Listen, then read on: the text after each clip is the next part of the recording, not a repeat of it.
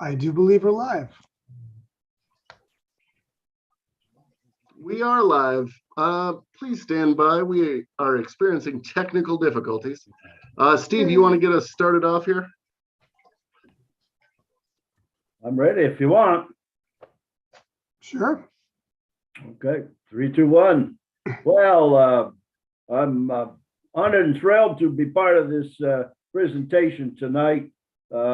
The topic tonight and the topic of the 3 talks that we are presenting through May 4th is sustainability of journalism in New Hampshire. Next week on Tuesday, April 19th at 6 p.m., we'll feature Ann Galloway of VT Digger, who today heads an online news site with a $2 million annual budget and a staff of 25. We hope she'll tell us how she took this operation from a bootstrap startup to one of the most respected journalism sites in New England. Also, please be sure to reserve your spot for InDepth New Hampshire's in-person event on May 4th. Author Gloria Norris will be addressing those who register at the Deerfield Restaurant in Manchester. You can sign up for these events at InDepthNH.org. Thank you again for that. Tonight's guest is Jason Pramas, executive editor and associate publisher of the alternative news weekly DigBoston, Boston's always witty and never dull guide to nightlife, opinion, and events. He is also executive director of the Boston Institute for Nonprofit Journalism. He co-founded the Institute with Chris Faroni in 2015. DigBoston is always witty, never dull. And the Dig, as it's known, covers local news, arts, music, sex, good, food, movies, shopping in a lively, funny, incisive, and most importantly, dead honest style. DigBoston has developed a rapidly growing and rabidly loyal readership in the Boston market. In 2018, Jason's column, Apparent Horizon, won first place in the political column category of the annual Association of Alternative News Media Awards. Jason also founded Open Media Boston, an online metro news weekly serving the hub. In 2008, he served as its editor-publisher while merging publication with VINJ. You better tell me what that is, Jason. Right. He was formerly an assistant professor of communications at Lesley University, but he stated that he believes he lost his job in retaliation for helping lead a successful drive to organize Lesley's core faculty into a labor union in 2015. He holds his Bachelor of Arts degree in community media and technology from UMass Boston and an MFA in visual arts from the Art Institute of Boston. We'll have some time at the end of Jason's talk for questions, but we ask you to submit them through the chat box at the bottom of your screen. We'll have a moderator selecting questions to ask him, so please submit them at any time during his talk. We'll have him answer as many as he's willing. Okay, Jason, you're on. Okay. Thanks so much, Steve. That was a really kind introduction. And thanks to Nancy who's waiting in the wings and everybody else who's here. Welcome, welcome, welcome. So I'm going to go about 30, 35 minutes, unless it turns out I'm going fast, in which case maybe somewhat less. And then afterwards, we can do question and answer with hosts and all of you that have, questions you want to ask.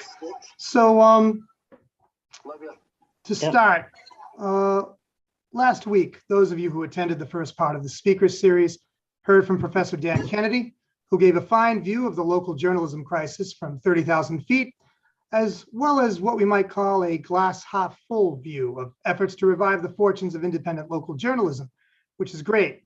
So now I'm going to give you the glass half empty view, the Debbie Downer view, if you will, which I mean to be frank and not dispiriting, and to encourage you all to walk a mile in my shoes for half an hour. The better to really apprehend the journalism crisis from a ground level perspective in the context of the theme of this InDepthNH.org series on the sustainability of community journalism. First thing, even though I'm giving a fairly personal presentation today, I want to say at the outset that nothing I have ever done as a news publisher would have been possible without the assistance of hundreds of other people, reporters, photographers, artists, designers, editors, salespeople, advisors, investors, and donors. And in particular, in the last 7 years, the Herculean efforts of my Boston Institute for Nonprofit Journalism and DigBoston partners, Chris Ferrone and John Loftus, who must be called out for special favor. That said, you've heard a little about me, but like, what is my deal? You may be wondering. Why did I become a journalist? I'm a 55-year-old Boston-born Greek American from a family that made it to the middle class by the time I started college. I wanted to be a writer at age 10. I worked on my first publication in junior high, mimeographed, if memory serves, because I'm that old. I worked on my first publication in I was an editor on my Catholic high school newspaper, where I got my first experience with censorship by arbitrary authority, and then really got into gear at Boston University at age 17 in 1984, where I edited every publication that wasn't nailed down, prior to my expulsion at the end of my sophomore year by the very nasty BU president, John Silver, for my participation in activist campaigns attempting to get the school to divest from its investments in the then racist state of South Africa. This naturally put my hardworking parents in a really bad mood, though I'm happy to report that they got over it. But it also set me on a lifetime course of alternately working underpaid jobs of all kinds in between and sometimes concurrently with running underfunded community news organizations. In general terms, I'm part of two related traditions in the American press. Most recently, the alternative press, known for being countercultural, left-leaning, and literary, that you all may have heard of through storied publications like the Village Voice and the Boston Phoenix, as well as many publications you probably haven't heard of, like my current commercial newspaper, DigBoston. And earlier in my career, I was part of the underground press, which is smaller and best known for being actively left-wing. And while the alternative press provided careers for thousands of American journalists until just recently, the underground press never had two nickels to rub together. It's just been perennially broke, even on the rare occasions when some of its publications have achieved some level of notoriety.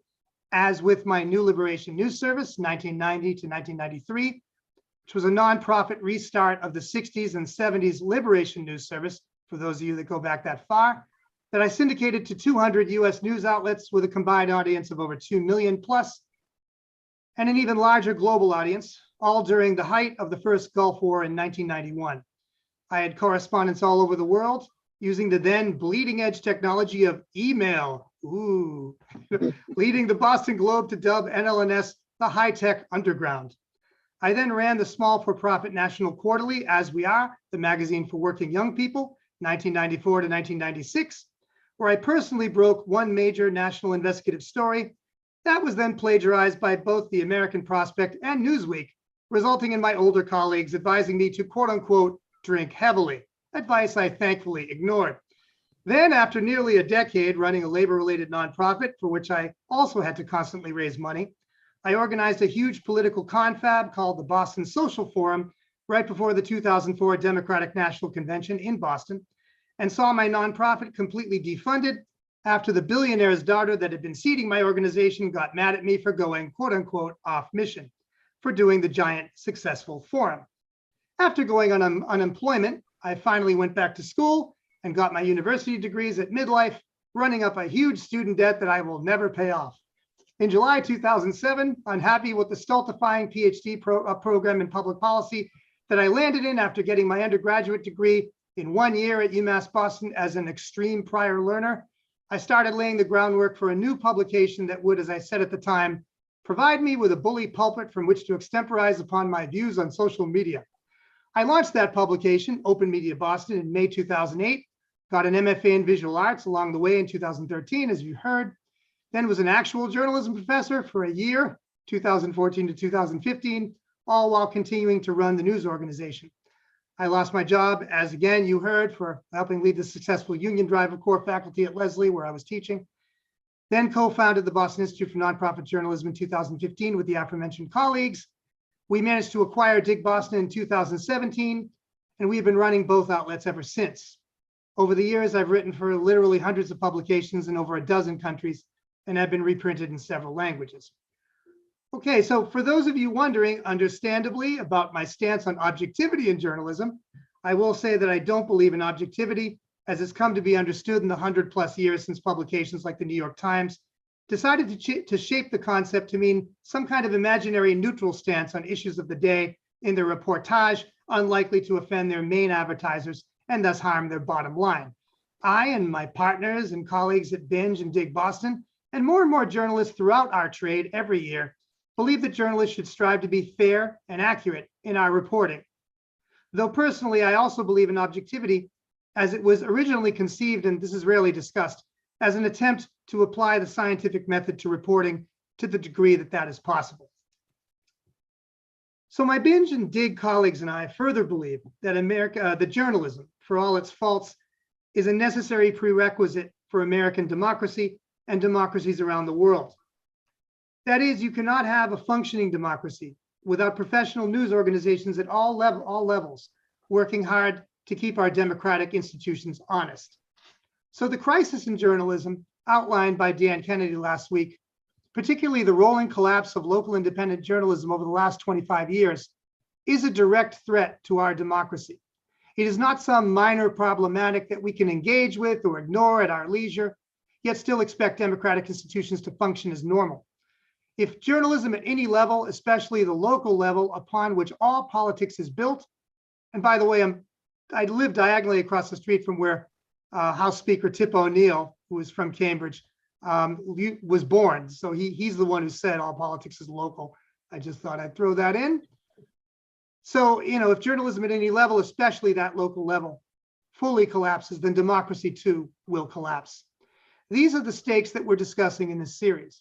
This is why so many journalists take our charge to afflict the comfortable and comfort the afflicted very, very seriously, and why we keep doing what we do for long hours with low pay, often sacrificing personal comfort, family duties, and financial stability, as we, and you will forgive me for this pun, press on.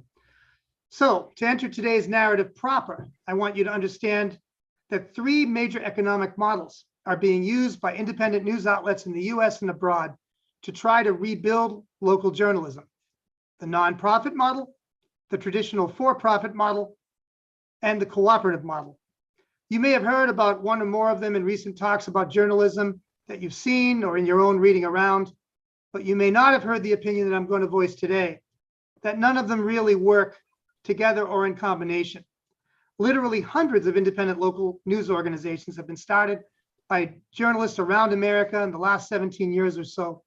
And the vast majority of those outlets struggle mightily for a few years, then crash and burn, a fate which looms over operations like the Boston Institute for Nonprofit Journalism and DigBoston, and dare I say InDepthNH, every day that we manage to continue publishing. Allow me to proceed then with a discussion of my experience with the nonprofit economic model for funding independent local news outlets, discussing 2 or 3 of the nonprofit outlets that I've run.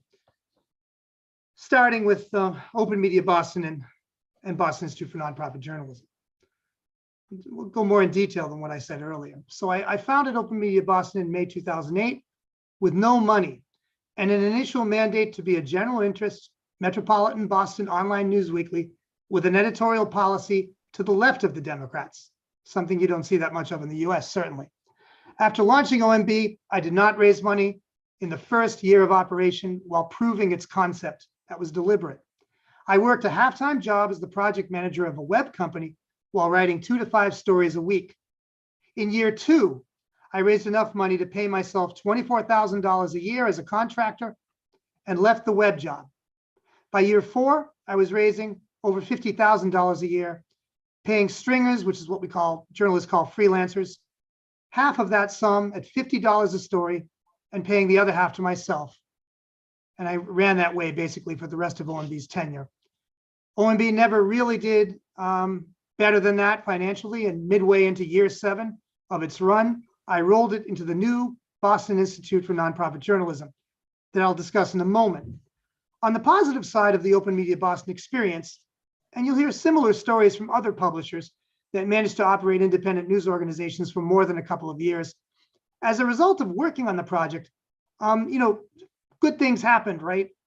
I became a serious photojournalist, basically because I didn't know any photographers when I started OMB, and I was online, and online is a multimedia kind of environment.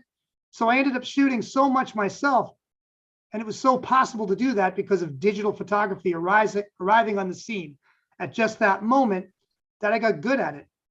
I was accepted into an MFA program in visual arts 2 years after OMB started, something as a longtime writer I never in a million years thought would happen.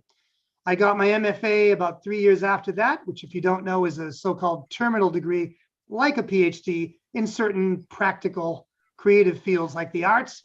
So that was a cool and unexpected outcome. I also helped found the local independent online news publishers national network, Lion Network, that Nancy mentioned earlier, if you heard her, under the aegis of the Knight and Patterson Foundations, which was a good thing in the balance, my largely unspoken critiques today taken as given. On the downside, year 6 was the best year for Open Media Boston because I was able to hire a second staffer for 6 months in the winter and spring of 2014, but could not raise enough money to keep him for longer than that. And if I hadn't rolled OMB into the Boston Institute for Nonprofit Journalism a year later, I think funding would have dried up for OMB, especially since I hadn't had much time to focus on the publication while I was a professor, but also because it's really difficult to fund nonprofit news organizations. And additionally, because people and institutions simply get bored of donating to causes like journalism or particular publications doing journalism after a few years, a major problem with the nonprofit economic model for news organizations. Moving on, the origin of the Boston Institute for Nonprofit Journalism can be traced to February 2015, when the well-known journalist who was soon to become my business partner, Chris Ferrone, was invited to a conference at the Rockefeller Brothers Fund Center in Picantico, New York, with 25 journalism industry and foundation heavy hitters, a couple of years after the Boston Phoenix Alternative Weekly, where he was a staff reporter, shut down forever. Before the conference, he pulled in a guy who was to become our other partner, John Loftus, who had previously run Boston's largest streaming audio station, Unregular Radio, and also had a background in sales and business. Chris thought up the basic concept of the Boston Institute for Nonprofit Journalism and was so confident in the idea that he had the letters BINJ tattooed on the fingers of one hand shortly thereafter. He and John created a pitch deck for Chris to use at the conference, and once there, he was fortunate enough to hit it off with Richard Logan of the Chicago-based Logan Foundation, who was interested in backing Binge, as we call it, once it launched. And as early as April 2015, when I was still a professor, he told me he had a project he wanted to discuss with me, but that we'd have to do it down the line some. So it was that on June 30th, 2015, the very day that I lost my professor job, Chris and John asked me to meet about a nonprofit journalism project and said that, quote, everyone they talked to in the industry said I was the guy to talk to about nonprofit journalism in the Northeast, end quote. I said, I happen to have a hole in my social calendar. We met, hit it off. They told me that what they were trying to do and asked me to come on board. I agreed, and a couple of days later, we were off to the races. We started Binge, again, and this is a theme you'll notice, with no money down. But I agreed to work on the project while on unemployment for 5 months. Then we raised several $1,000s in small donations via crowdfunding on networks. On August 22, we got our first $20,000 donation from the Logan Foundation, as promised. Then Craig Newmark of Craigslist fame, or infamy to a lot of us in the news industry, gave us $20,000, believe it or not, to teach a philosophy course with a colleague of mine that fall, which we then plowed into producing journalism. So by November 2015, Binge was able to start paying me a monthly stipend, just as I ran out of unemployment. The universe, I find, is serendipitous in this regard with this stuff. So sometimes you do feel like someone's looking out for you when this kind of stuff happens. Chris and John were both at the time working for DigBoston under founding publisher Jeff Lawrence, so we all had some money coming in. Almost from the start, we were able to pump out major investigative stories, which was the mandate of Binge, and have done so regularly ever since. In October 2016, DigBoston's Lawrence publicly stated that he wanted to sell his alternative weekly newspaper to friends. I pushed hard for us to try to acquire the paper so we could all get a salary from it and have an easier time building Binge. John Loftus agreed. Chris Ferrone, having the most large newsroom experience and knowing how much more work it would be for us, was cautious at first, but quickly agreed that we should do it. At the first meeting of the Binge Advisory Board that November, our advisors all recommended that we go for it. And they included the former editor of, Boston Magazine, columnist for Boston Globe and also the Denver Post. Some serious people were saying, yeah, you should definitely try to do this. So as I'll cover shortly, after that point, we managed to take over DigBoston in 2017. The Boston Institute for Nonprofit Journalism, meanwhile, was going from strength to strength, but fundraising always lagged behind our reporting successes. Also in this period, we became aware that local independent newspapers around Massachusetts and the US were being bought out by hedge funds or just collapsing on their own.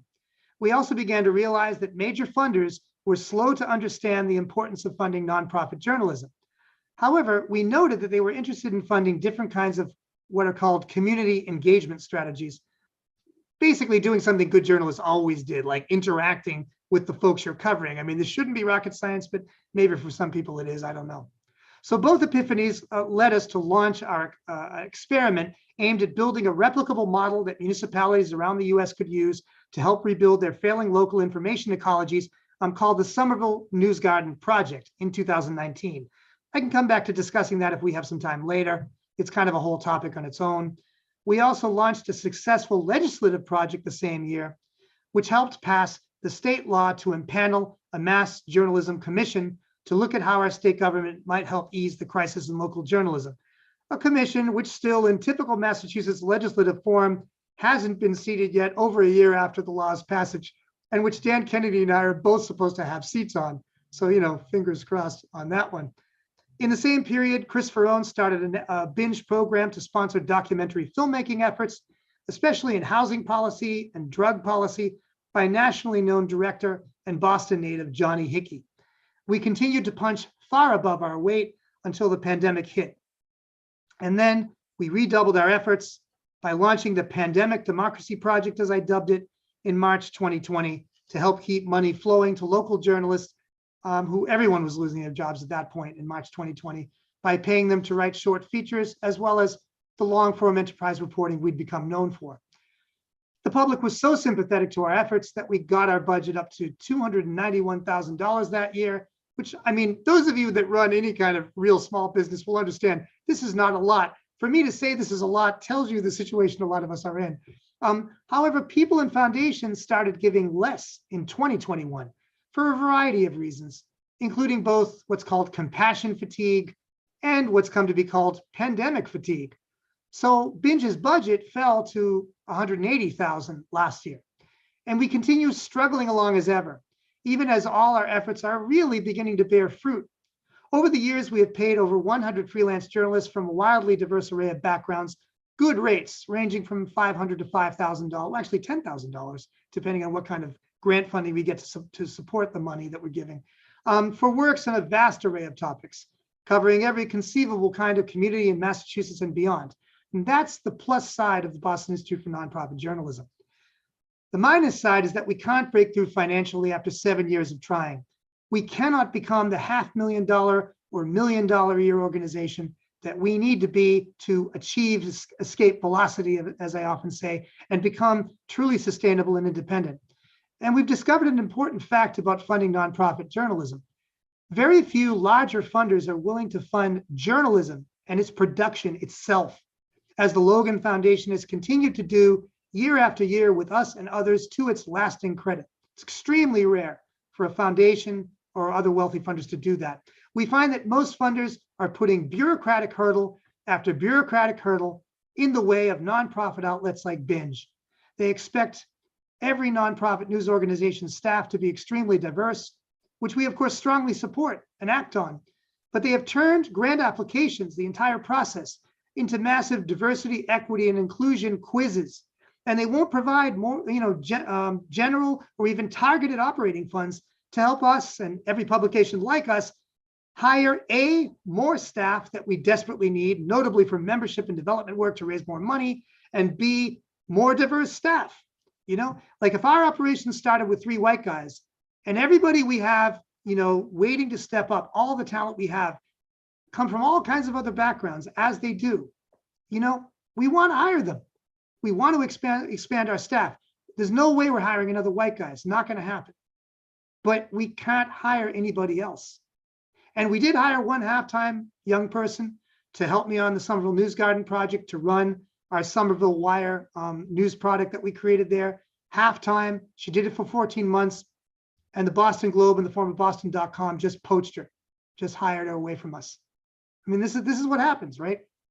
So these foundations make us attend dozens of meetings a year, even to get our feet in the appropriate funding doors, but they remain much more likely to fund already heavily funded national nonprofit journalism projects like ProPublica, which I'm sure a lot of you have heard of, middle people in the form of the apparently limitless number of consultants infesting the nonprofit industrial complex, as we call it, and already heavily funded university research groups than they are to actually fund independent journalists and our news outlets. They also fund national networks of nonprofit news organizations, which, organizations like InDepthNH and us are part of, but encourage the leadership of said networks to get what we, especially as journalists, find uncomfortably close to the very social media giants like Google and Facebook that have done their level best to destroy the news industry, as Dan Kennedy mentioned in brief last week. Those worthies then spend peanuts on such gatekeeper associations that we join to basically keep us all in check. And those gatekeeper associations in turn dole out tiny fragments of those peanuts to select member outlets willing to abase themselves sufficiently, while hundreds of nonprofit news outlets struggle to run our operations on the pittances we can raise, leading us to wink in and out of existence like fireflies with each passing month, but unable to really pull in the bigger money we all need to become going concerns. Also, the hardest kind of money for many outlets like Binge to get is major local foundation money. Because if we're doing our job as local journalists, then we're pissing off the local ruling class, aren't we? And the local ruling class controls the local major foundations. And they do not like being criticized by any journalist they may fund. And most don't like journalists or journalism at all, which might explain why we're all having such trouble getting funded in the nonprofit sector. So we haven't been able to get that kind of funding yet, but here's hoping. Basically, two types of nonprofit news organizations representing a tiny fraction of the total number of efforts really succeed, in my estimation. Take this for what you will. One, outlets that got started between 2005 and 2010 with strong connections to major foundations and wealthy funders when, and this is critical because I did start something in 2008, right? When those foundations and wealthy funders were still giving real money to start news organizations. There were a crop of news organizations that started right around the time I started Open Media Boston that did get money dumped on them, but only certain ones, right, that already had the right connections. And I mean, this is the way of the world, right? The rest of us did not. And ever since, it's been extremely hard. And there's more and more entrants all the time. So two, the other kind of group that does well, no surprise here, are outlets that have millionaires and even billionaires, and this really happens, backing them. The rest of us, which is to say most nonprofit news outlets, are simply out of luck to date. It should also be said that anyone who thinks that nonprofit money has no strings attached to it and is therefore superior to advertising and investment money for the production of independent journalism is laboring under some serious misapprehensions about how the nonprofit sector functions. So now I'll move on to discussing my experience with the for-profit economic model. DigBoston is probably the best way for me to do that, as we are was too small. So as I mentioned earlier, Chris Ferrone, John Loftus, and I managed to acquire the commercial Metro News Weekly DigBoston in 2017. But I didn't mention how improbable that acquisition was. I mean, let's be clear, this was a completely insane, once in a lifetime, will never happen again kind of situation that we managed to engineer and fall into by, I don't know, dumb luck, divine intervention, I don't know. So after resolving to try to buy the paper in November 2016 and having no money to do so, as usual, we had put together an investment group. By January, we had identified two interested investors, a major one who wanted to be publisher and work with the rest of us day to day, and a minor one who didn't. Dig founder Jeff Lawrence told us that he would sell us the paper for its debt of several $100,000, right? It's a lot for us. And it took a great deal of work to make the deal happen. Keeping in mind, we're doing all this while Binge is running at the same time, in part because Chris, John, and I refused to complete the sale until our investors agreed that we would have the majority stake in the company that came to be called Dig Media Group Corporation, to ensure that we, the journalists, would control the publication. So by early June 2017, our investors paid the agreed upon amount, and we became the owners of DigBoston. At first, things went well.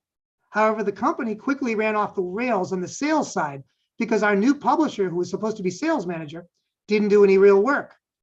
At this point, it's worth mentioning that we were quickly developing what we call now our hybrid economic model, where the same three principles, Chris, John, and I, run our nonprofit Binge and our for-profit Dig entirely legally separately, yet we run them as if they were divisions of the same enterprise. The main way running both organizations helped us was that as long as one of them, Binge or Dig, had money to pay Chris, John, and I our small and inoffensive salaries, which, if you're curious, is about $32,000 to $50,000 a year, depending on how we're doing. Okay. And now we all live, we live in Boston, a city where an individual has to have $60,000 or more a year, even to think about having an apartment here anymore, like anything decent, and to live anywhere near downtown. Otherwise, you got to go way out into the burbs or to New Hampshire, ironically, or Rhode Island, or Central Mass, right? So that's how we did it. So as long as we had the money in either Binge or Dig, we were able to keep both groups going because we were getting something, okay, as individuals. Better still, the original and primary mission of Binge was to produce investigative journalism and to syndicate that work to independent outlets around Massachusetts for free. DigBoston had already been running everything Binge was producing before we took it over. But once we controlled Dig, we were able to better coordinate the journalism flow between the two groups, which was working well until spring 2018, when it became evident that our publisher, the fourth original partner on the commercial side, and our major investor had to go. He made a bunch of dangerous and amateurish business decisions while failing to pull his weight at all, and almost killed the company on 4 separate occasions by that point. It took until fall 2018, and really over a year total from that point, for all the dust to clear. But we were able to acquire his share of DigBoston for a nominal sum and become the undisputed owners of the company at that time. In short, the inmates now ran the asylum. This is a rare situation. Those of you who are journalists will understand. By the first quarter of 2020, all of the debt we had bought from Dig's founder was paid off, and ad sales were really looking up. We were excited. It was seeming like we were going to be doing well with both Dig and Binge at the same time. And then the pandemic hit that March, right? March 2020. It was then that the strength of our hybrid economic model showed itself. Within 9 days of the World Health Organization announcement of the coronavirus crisis, all of DigBoston's advertising evaporated. Based as they were, all that advertising was based on public-facing businesses like bars and clubs that all had to shut down for the first weeks and month of the public health crisis. So we were forced to immediately shutter Dig's profit-making print edition and go digital only. Then I applied for an emergency small business loan from the federal government, but it took a couple of months to come through. So I started the Pandemic Democracy Project on the Binge side of our operation to enable us to step up production of regional news articles to include short features as well as investigative. So we managed to double the number of stories we produced every week until we got our federal loan and were able to restart our print edition in late June 2020. We hobbled along with minimal advertising until summer 2021, when we got another federal loan and our sales finally got in gear again. In fall 2021, our nonprofit Binge had the shortfall I inferred earlier, and Dig was able to take up the slack until the present day. And now things remain difficult as always, but I can only say that we've survived this long because of our ability to lean on one side of our operation or the other as needed. Yet consider the cost of the pandemic to our industry and just in general. In March 2020, we had fortunately just launched a new DigBoston website, just as we didn't have a print operation, and we're running a 40,000 circulation weekly print newspaper that went away. When we went back into print in June, we were a 20,000 circulation bi-weekly print newspaper. That cuts into our ad profits, obviously, and have remained so ever since. Our digital operation has grown, but only by degrees. We have a large group of freelancers, the ability to use binge content at will, and have a big internship program that I run 3 times a year, most of the year, with 12 to 19 interns at each cohort, believe it or not. I run them as an external newsroom. I run them like I ran my journalism classes, where I treat them as equals with less experience, as we all do, and they run at us. It's amazing. So we put out a fine newspaper, we believe. It's hard for print display advertising. Regardless, advertising revenue remains inconsistent. It's hard for print display advertising in the Boston media market at the scale we can afford to do it, which is small, to compete with digital advertising alternatives in the minds of advertisers and print advertisers for those print ads, for those advertisers that still want it. The deck for digital advertising is completely stacked against us, controlled by the social media giants as it remains, and favoring major media's far larger audience as it does. Marketers continue to eat our lunch by competing with us for advertising dollars, and we have never had enough extra cash to hire the kind of business and sales staff we need to finally put Dig on a sustained growth trajectory. Investment and significant loan money, therefore, is really not on offer for a small operation like ours at the moment. So we run into the same problem we have on the nonprofit side with Binge. Dig can't get the money it needs to grow. And in not growing, we can only remain stable for so long until we start shrinking. And if both sides of our operation, Binge and Dig, should shrink at the same time, well, that's it for our operation. We're done. On that happy note, I'll take a quick look at the cooperative economic model and my experience with it. In 2010, while running Open Media Boston, I assembled a talented team of 3 volunteers, including co-op veterans, to help me start a consumer cooperative to raise funds to support the Open Media Boston news operation. It was called the Open Media Co-op. As a consumer cooperative, the idea was that readers would join it like they would join, say, a food co-op. The difference being that while a consumer co-op for groceries provides members who can choose to pay more money to be equal shareholders in the enterprise, keep in mind, it provides those members with food in their own interest. That's what you do with a co-op. Co-op members provide goods and services in their own interest, right? But a consumer co-op for news provides members with information in their own interest, which has been done in the past over the nearly 200 years of cooperative history to date, but it is still a highly unusual and little understood application of the co-op model.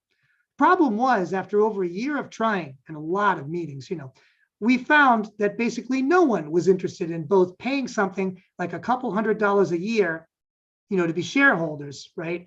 And spending lots of time in business meetings as shareholders just to provide themselves and the community with more and ideally better local news. And this has proven to be true everywhere we hear about this model being attempted, it seems. For example, the much vaunted Banyan project, which Dan Kennedy did mention, wasted a ridiculous amount of foundation and other funding over the span of a decade that could have been used to produce actual news around the country, and it never published a single story, not one, in all that time, because it wasn't able to generate real interest in its chosen trial community of Haverhill, Mass. The Bristol Cable in the United Kingdom only succeeds as a co-op with over 2,500 members because it also gets major foundation funding as if it were a nonprofit, just like we'd like to as a nonprofit, and from some of the same funders. The Media Co-op, a 4-city Canadian chain of left-wing news organizations, originally in print and online, only succeeded for several years because they were basically all volunteer run, aside from 2 low-paid staffers until about 2015. And now they run a single small national website on donations only and appear to have no paid staff. There is also a separate New Brunswick, Canada Media Co-op that putters along in a similar fashion, and a much larger government-supported co-op effort by 6 daily commercial newspapers in Quebec called Coopérative Nationale de l'Information Indépendante, founded in, yes, March 2020, that is clearly having a hard time of it since all 6 newspapers were quickly forced to shut down their print operations, except for Saturday editions due to a massive drop in ad sales, laying off over 100 of their 500 staff in the process and only hiring back 15 to 20 for other duties. All of which is to say that while there is some co-op startup funding available in some locales, I believe this model is doomed to fail in the news space because A, it is way too complicated to start and run, even when, as is the case with Quebec's CN2I, they start with significant funding. B, people aren't willing to put so much effort and money into operating them to provide themselves with news. And C, cooperative business practices make it very difficult for journalists to remain independent of their cooperative shareholders, who would typically, and we were trying not to do this with the Open Media Co-op, but there's very few ways to avoid it. Those co-op members have higher firepower over the journalists in the consumer co-op. That's very problematic. So let me finish up by enumerating the problems common to all economic models from my perspective and the perspective of the hybrid economic operation I run with my colleagues at Binge and Dig. First, if you don't start a new independent news outlet with significant financial backing, it's highly unlikely your outlet will ever find enough backing to survive, let alone thrive. Second, in most cases, independent news outlets are led by journalists, not business people, and few founders have all the skills they need to succeed over the long term, nor can most of them raise the money to hire people with those skills. Third, the inability of most independent news outlets to raise sufficient funds to meet their expenses and grow to the size necessary to properly cover their chosen territory throughout their lifespan is the biggest threat to Americans' ability to replace the local news media we've lost over the last quarter century. In conclusion, I believe that there's no ideal way forward to solve the crisis in local journalism or journalism in general. The best I think we can do is to continue to experiment and muddle through and develop some combination of economic models that will help rebuild our broken news industry in the interest of democracy. We can also, this is critical, collaborate, all of us doing these kinds of projects. And I would say everyone's still in the bigger, the remaining major news media. People have to cooperate. They have to help each other. They especially have to help people below them, kind of in the news industry, as we do with our operation. There are smaller groups than us. We do everything we can to help them. Okay. So I'm happy to talk more about the possibility of stuff like government support for journalism in the US, but let's move to general questions now and see what folks want to discuss. Thank you so much for your time. Jason, thank you very much. I'm Nancy West, founder of InDepthNH.org. I'm sorry, I have a little bit of a wonky internet tonight, so I may ask Steve to jump in if you can't hear me, but hopefully you can hear me now. And wow, what a summary of where we've been and how we got here. We already have some questions for you, Jason. Okay, this is from Tony Chanella. Jason, Tony, I do remember. Hey, Tony. Oh, he says you probably wouldn't remember. No, I totally remember Tony. So. Well, that's not a question, Tony. Yes, he remembers you. I do. From originally at Harvard Square. Really, he used to work at Harvard Square. We first met around there. Yeah. I could relate to so much of what you were talking about. I believe InDepthNH.org is in a very similar situation right now, where we're just growing big enough to not have enough money to grow bigger, to grow where we should be growing. And that's why we're putting on this accountability series. And this is why, oh, Tony says, congratulations. Thank you. Namaste. Thank you. And I believe there is a solution. And as you said, we've got to keep trying, because so many of these nonprofits are being started by journalists, people like you, me, Tony, who really care about the future of news and have to kind of learn the business end as we go. That's what we're trying to learn here. And thank you for all of the information that people need to know. I think people, first of all, have to know what the problem is. What are some of the problems? And I think philanthropy, the kind of philanthropy that you touched on, is something we're looking for. We want to put together some philanthropists and business people so we can get to a point where we have the funding and the expertise to grow a real business, to grow a real business model. And I think that's, it sounds like that's pretty much where you are as well. Yep. Yes, absolutely right. And let's see, I noticed on the website that you are associated with the Massachusetts Media Fund. How does that relationship work?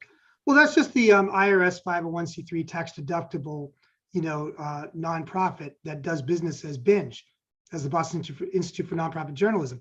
We didn't start with that 501c3. We were a project, as many groups that start as nonprofits are, of existing 501c3s. And, for those of you that don't know, you have to be or be part of a 501c3 so that people's donations are tax deductible. Otherwise, they're less likely to give. So that's what that is. Yeah. And how do you see the major funders? I know when I started, it was sort of at the tail end of when the major funders were giving to small news outlets. Mhm. It seems like there's been a lot of middlemen put in to sort of pick the winners and losers during the interim. That's right. That's exactly what happened. And to some extent, this is not surprising.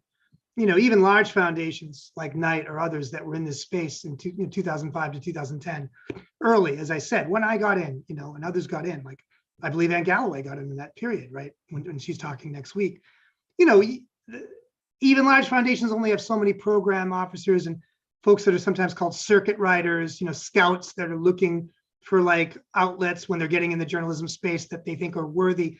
They only have the bandwidth and even the money, ridiculous to say, some of these foundations put out just, tens of millions of dollars a year, even just into journalism.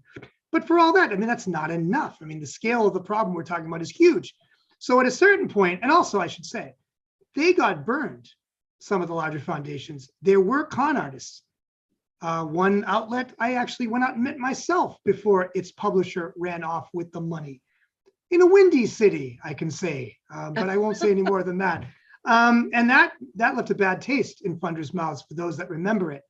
But it also was part, stuff that I was mentioning that was happening. Like when you start, like in the early days of funding anything, funders, I think, go a little wild sometimes, right? And then their natural kind of bureaucratic impulse is to rein it in, to find, sort of intermediaries that are going to screen for them. And as I was mentioning, the journalism associations that Nancy's, your all's paper and mine, organization, I should say, and mine are part of, they play this role. They look for gatekeepers. They look for associations, networks, what have you, that will sort of screen to sort of decide who's worthy and who isn't.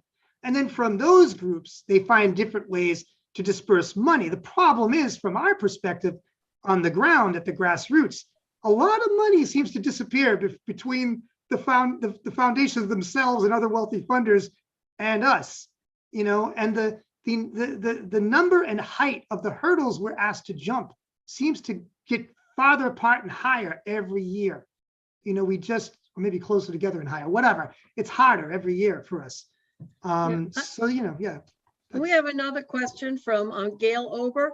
What do sponsors want as opposed to what readers want? And you're talking about nonprofits here? Yes. For clarify, yes. It's really hard to say, sometimes you have to divine this, right? Sometimes people are straight with you, just like advertisers on the commercial side will be straight sometimes and be like, I don't want you writing about that again. I don't want you coming after us, whatever. But, usually you get signals, signs, and portents from nonprofit funders. It may just be, usually you're trying to secure multi-year funding from any foundation, especially, or donor advised fund, which is where rich people have kind of their own mini foundations. This is the money river, as I call it, right? That we're always trying to get to and dip from, where you have a sinecure for years, right? And that means getting on what foundations call their docket. Like, you're one of the gang now, right? And they can change the rules of that game, not just year by year, but like month by month, moment by moment. Suddenly they're like, how this year, we said that we'd be happy if you did investigative reporting into housing. Well, next year we want to focus on, candy, let's say, something happy for the kids, So things like that, I'm exaggerating a little bit, can and do happen, right? And in this fashion, they can direct, try to direct what Yeah. journalism outfit's doing. One thing I've noticed in the last few years seems to be, you know, funders want to invest in the shiny new object. Absolutely. But whatever the shiny new object is, whether that's an inclusivity is so important. Don't get It me is. wrong. It We is. would love to hire people that can, you know, really do that kind of reporting. Yeah. We just don't have the funding to hire anybody. We are That's all right. contract workers. Yep, And last that's year true. our budget was $180,000. And we have done a phenomenal, I'm so proud of the job we've done with Gary Rayno. He's an expert reporter, with Paula Tracy. We have some of the finest columnists in the state. And it's just phenomenal what we've done, but we can't do it forever. You know, these are people who should be earning a real living. Well, and what you're seeing too, I mean, there's another phenomenon at work here, I think. Look at us. I'm 55, you know, Nancy and Steve are like 39, you know, and like we're all so, and we come from, you know, a news industry that was predominantly white back in the day. It was. Why? I don't think we have to go far to answer that question, because it was, you know, it's been a racist society forever. And, you know, affirmative action, you know, sort of initiatives only really got going, you know, in my case, like about 10 years before I came on the scene. In your all's case, probably contemporaneous with you all, being fairly young reporters. And, you know, people had their jobs, they kept their jobs, there was some progress made. But now the people that are taking buyouts, right, you know, and or being forced out, and then starting, I didn't mention this, but a lot of the nonprofit news outlets and independent news outlets in general that have started in the last 15 plus years are being started by these vets. So guess what? A lot of them are white. And whatever their politics, and they all generally tend to be, you know, very down, you know, very anti-racist one way or the other. And whoever is working with them as stringers and volunteers, which is usually a more diverse crew. Like I said, you know, you got to find the money to do this. And so foundations are correct in asking us to do what they're asking to do. And they didn't, by the way, really need Black Lives Matter to do this.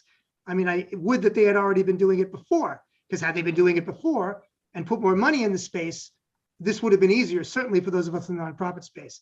You know, so I mean, that's some structural stuff. I don't want to let off the hook racists in our ranks, though. They exist, they do, you know, and I can just hope that we do our best to not be among them. So I hope that answers part of, at least part of it. No, thank you. And part of why we're starting this series is to let people know where some of the hurdles are for the nonprofits and where some of the solutions could be. I know, for instance, just from starting this project, I've been in touch with more people who really do care about the future of news. We do need philanthropists, we do need business people to get over this hump where we can build a real business model, something that's going to be sustainable. And we're going to have to experiment, because nobody knows where this pot of gold is at the end of the rainbow, and we're going to find it, you know, and we're only going to find it by putting one foot in front of the other. And it's good to hear the half full, although you sounded a quarter full sometimes there. I understand, but we know we have Ann, you know, Galloway, right, next week from I believe, if I understand correctly, a successful, you know, outlet, Vermont Digger, you know, VT Digger.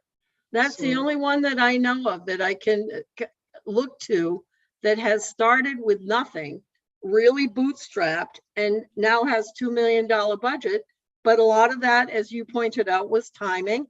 And Ann's very upfront about that, you know, her timing and certain philanthropists who she merged her model with. It's a question of time and place, to be sure. Yes. Yeah, you know. but you know what? When I get a little down about it, I have to think this is an exciting time. We're going to find the solution. And for Ann, I mean, people need this news, or we don't have a democracy. I mean, all power to Ann, right? All power to anybody that makes it. That also means she has tremendous skills. She has tremendous game. Oh, she is. We all need to try to be like Ann, basically. So yeah, so that'll be good. Next week, you'll get a happier view. Right. She's my role model, but anyway, so are you, because we do need each other. We have another question from Ellen Grimm. Do any news organizations charge per piece, per article versus asking for a bigger commitment like a paywall? So you're talking about, Ellen, micropayments, I assume, and stuff like that, like the tip jar or whatever. Yeah. And then, or having a paywall. Yes. I mean, all this stuff, I didn't even get into the weeds. It may seem like I got into the weeds, but I totally didn't get into the weeds. There are a plethora, just a zillion different little tactics and schemes and stuff that people are, have come up with or tried. Most of it is along the lines of there's an app for that. And then it turns out there really isn't an app for that. That was just garbage. As far as paywalls are concerned, yes, some do it, but when you have a smaller audience relative to like the New York Times, the Boston Globe, whatever, paywall is like, we think self-defeating. We're also opposed to it. We do not believe in keeping the news from the people. We do, I personally wish that one of the sort of great grandparents of the internet, Jaron Lanier, has written books bemoaning the fact that he and his mega geek colleagues, back in the 70s and 80s, which is, I also came on the tech scene in that period, that they didn't build an internet where little micropayments were just expected. Because when the three of us here were growing up, of course you paid something for your news. And if you didn't, you watched TV or listened to radio, where if it was commercial, there were ads and you had to listen to them. So like we paid for newspapers, or we went to the library. Who paid for the newspapers for us? So we went to university, whatever, right? Church.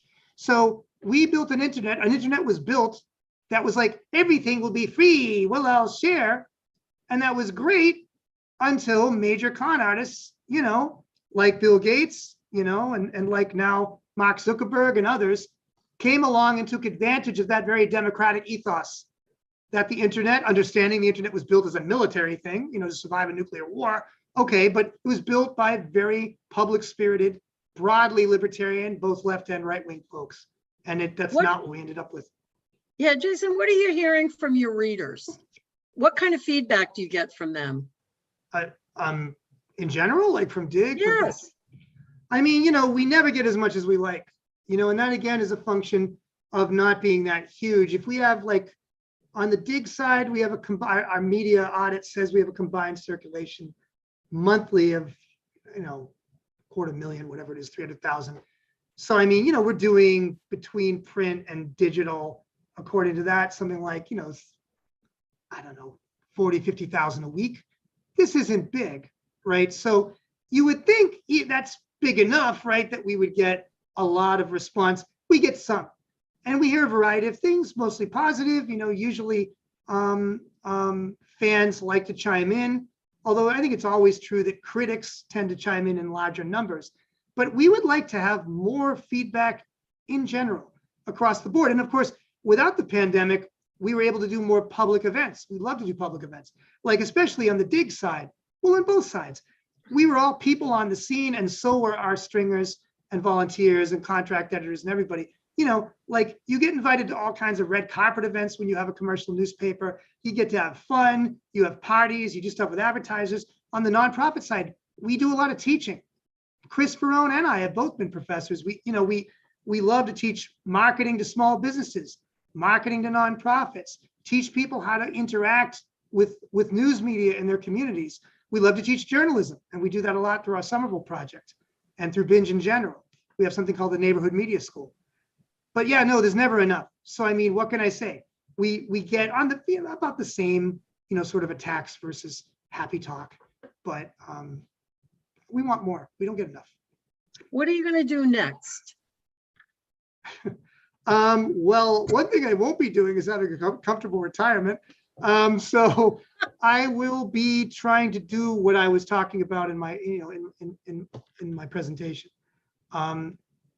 Make our mighty Wurlitzer, you might call it, our wonky, sort of circus cart, go, make it succeed in the sense of growing to becoming a stable, sustainable, hopefully even on the Dig side, a little bit profitable kind of enterprise. And then, we'd like to grow a regional operation, honestly. That's something we really like to do. Yeah. I think that would be really well received and needed. You know, I find myself reading all the different news outlets especially from New England, but I hope you'll come back. I love the weeds. Get more weeds. More weeds. We need And more weeds, I'm more sorry, I was like details. doing the paper thing, but I thought this is hard stuff to sort of just spew about. I do think one has to be somewhat exact in this particular discussion. So I tried to do you folks, pay you all the respect of doing this, show you all the respect by doing. Well, Show you all respect by doing that. I can't even speak English anymore. So Well, yes. Oh, Wayne King has a quick question. I'm wondering if there is a possible role for a more high-touch media like community radio to become a part of the model for profitability. Yes, absolutely, Wayne. And in fact, I mean, while there's a lot of talk of digital convergence, there is still, between different kinds of media, there are still important differences and strengths and weaknesses of different kinds of media. And we're actually doing a lot of experimenting on the nonprofit side with doing work with so-called community media outlets, by which that industry means what used to be called cable access, Wayne's World, right? Public access stations that are no longer just local TV, right? That don't get big enough audiences. They're streaming stuff. They're streaming stuff everywhere. They're using outlets like Roku, to get their programming out in video. They're doing audio stuff, and community radio stations too, although there are different kinds of them. Some are college-based, some are independent, some are even independent and manage to be small NPR stations.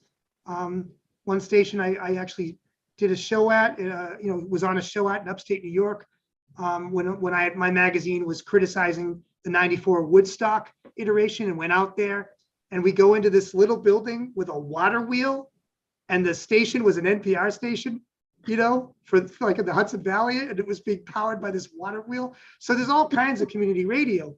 A lot of them still manage to exist, and they're much beloved by their community.